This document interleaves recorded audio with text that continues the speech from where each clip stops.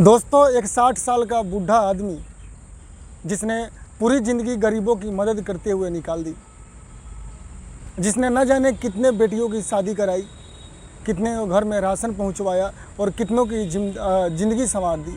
लेकिन कहते हैं ना दोस्तों कि ज़िंदगी जब वार करती है तो सबसे मजबूत इंसान को भी अंदर से तोड़ देती है।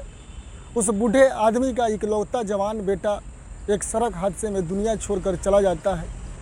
बेटे की मौत के बाद घर में सिर्फ उसकी विधवा बहू और 2 छोटे छोटे बच्चे बचते हैं। बूढ़ा बाप अंदर से पूरी तरह टूट चुका था, ना ठीक से खाना खाता, ना किसी से ज़्यादा बात करता। बस दिन रात अपने बेटे की तस्वीर देखकर बस रोता रहता था। लेकिन एक दिन सुबह का समय था, उसकी बहू चाय लेकर उसके पास पहुंचती है और अचानक अपने ससुर को गले लगाकर ऐसी बात बोल देती है जिसे सुनने के बाद उस बूढ़े आदमी की आंखों में आंसू रुकने का नाम ही नहीं लेते। दोस्तों, आखिर बहू ने ऐसा क्या कहा था? क्यों पूरा गांव उस आदमी को भगवान मानता था? और बेटे की मौत के बाद ऐसा क्या हुआ जिसने इस परिवार की ज़िंदगी पूरी तरह बदल दी? दोस्तों, आज की ये सच्ची घटना सिर्फ एक कहानी नहीं है दोस्तों, ये ज़िंदगी की बहुत बड़ी सीख है जो शायद हर इंसान को एक बार ज़रूर सुननी चाहिए। इसलिए दोस्तों, वीडियो को आप लोग आखिरी तक जरूर देखिएगा। नमस्कार, प्रणाम दोस्तों, मैं हूं आपका अपना दोस्त अभय और आप देख रहे हैं दोस्तों सच्ची घटना। दोस्तों, ये पूरा घटना है बिहार के बेगूसराय ज़िले के बरौनी इलाके की बताई जाती है।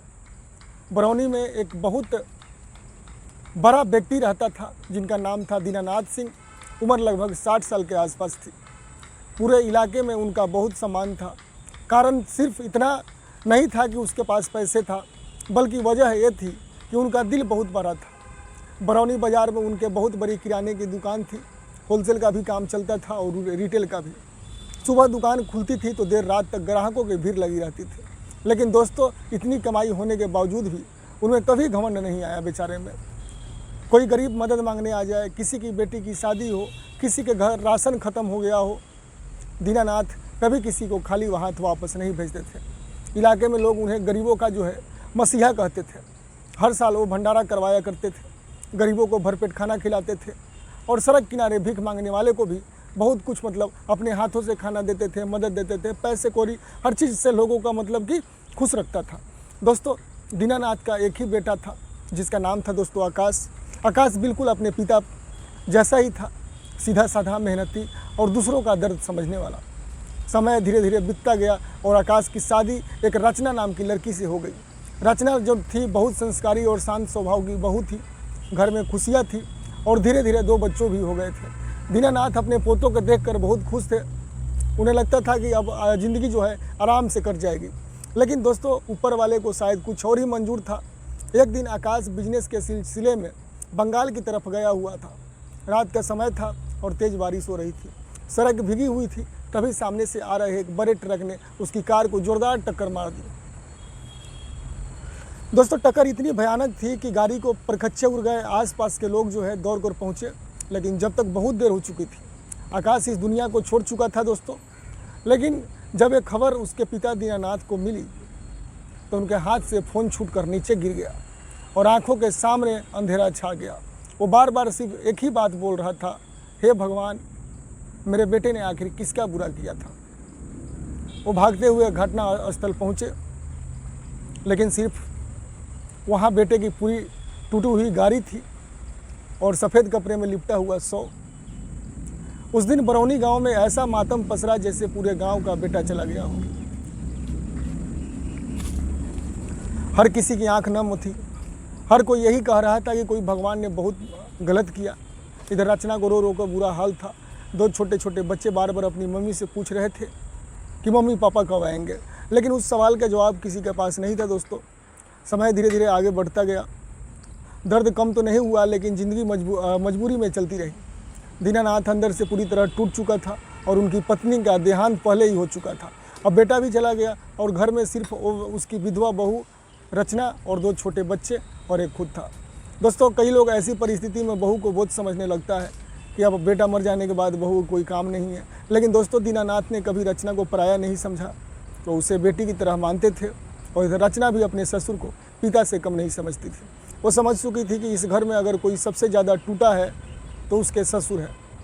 ये घटना हुई दोस्तों 6 मई 2024 की सुबह का समय था, लगभग 7:30 बजे होंगे। दीनानाथ कुर्सी पर बैठे चाय पी रहे थे और रचना रसोई से बाहर आई और बोली कि बाबूजी चाय यहीं रख देती हूँ और दवाई भी समय पर खा लीजिएगा। उसकी बहू ने इतना बोल करके जो है और चली गई। दीनानाथ हल्की मुस्कान देते हुए कहता है, अब दवाई क्या करेगी बहू, ज़िंदगी तो वैसे भी खाली हो गई है। इतने सुनते ही रचना की आंखें भर आती है, लेकिन वो खुद को संभाल लेती है। तभी दरवाजे पर अचानक आवाज़ आती है। गांव का ही एक व्यक्ति जिसका नाम था दोस्तों जयराम था, घबराया हुआ घर के अंदर आता है। उसकी आंखों में आंसू थे। आते ही दीनानाथ सिंह के पैरों में गिर पड़ता है और बोलता है कि साहब हमारी इज्जत बचा लीजिए, बेटी की शादी है और घर में कुछ भी व्यवस्था नहीं है। दीनानाथ तुरंत उसके उठाते और कहते हैं, अरे जयराम पहले बैठो, फिर आराम से बताओ क्या बात है। जयराम रोते हुए कहता है दोस्तों कि साहब 1 महीना बाद हमारी बेटिया की शादी है, लेकिन घर की हालात जो है ना बहुत ख़राब है। बारातियों के खाने तक की व्यवस्था नहीं हो पा रही है। दोस्तों रचना पहली बार अपनी आंखों से ये सब देख रही थी। उसने सिर्फ सुना था कि उसके ससुर जो है गरीबों को मदद करते हैं, लेकिन आज वो सब अपनी आंखों से देख रही थी। वो सब देखने के बाद दोस्तों दीनानाथ कुछ देर तक चुप रहा, फिर अपना फ़ोन उठाया और सबसे पहले गांव के प्रधान को फ़ोन लगाया। बोला कि जयराम की बेटी की शादी है, मदद करनी पड़ेगी। और उसके बाद टेंट वाले को फ़ोन किया, हलवाई को फ़ोन किया, फर्नीचर को फ़ोन किया, मतलब कि जो भी व्यवस्था जहाँ से होता है सबको वो प्रधान ने सब अरेंज करवाया। यहाँ तक कि सोनार का भी फ़ोन कर दिया था। सिर्फ 1 घंटे के अंदर पूरी शादी की व्यवस्था हो गई। खाने पीने से लेकर बेड बिस्तर लाइट टेंट बर्तन कपड़े सब कुछ। जयराम ये सब देख कर दीनानाथ के पैरों में गिर पड़ा और फूट फूट कर रोने लगा। लेकिन दोस्तों दीनानाथ उसे उठाते हुए बोला, पैरों में मत गिरो जयराम, बेटी की शादी करना सबसे बड़ा पुण्य होता है। शायद भगवान ने मुझे इसी काम के लिए ज़िंदा रखा है। दोस्तों ये सब देखकर रचना की आंखों से आंसू बहने लगे। उसे पहली बार एहसास हुआ कि उसे ससुर सच में कितने बड़े इंसान है। जयराम के जाने के बाद घर में सन्नाटा छा गया। तभी रचना धीरे धीरे अपने ससुर के पास पहुंचती है और अचानक उन्हें गले लगा लेती है और दीनानाथ एक पल के लिए हैरान रह जाता है। रचना रोते हुए बोलती है कि बाबूजी आकाश इस दुनिया में नहीं है, लेकिन मैं आपको कभी अकेला नहीं छोड़ के जाऊँगी। लेकिन दोस्तों अपने जितने बेटिया को मदद की है ये काम कभी बंद नहीं होगा। जब तक मैं ज़िंदा हूँ मैं सबके साथ, सबके विकास के साथ खड़ा हूँ। दोस्तों ये सुनते ही दीनानाथ की आंखों से आंसू बहने लगे। उसको भी संस्कारी बहू मिली थी और वो घर का सारा ख्याल रखती थी। वो भी बेचारा के फूट फूट कर उसका ससुर रोने लगे। उन्होंने कांपते हुए हाथों से अपने बहू के सिर पर हाथ रखा और बोला, आज मुझे लग रहा है कि भगवान ने बेटी ना देकर मुझे भी बेटी दे दी। उस दिन के बाद दीनानाथ पूरी तरह बदल गए।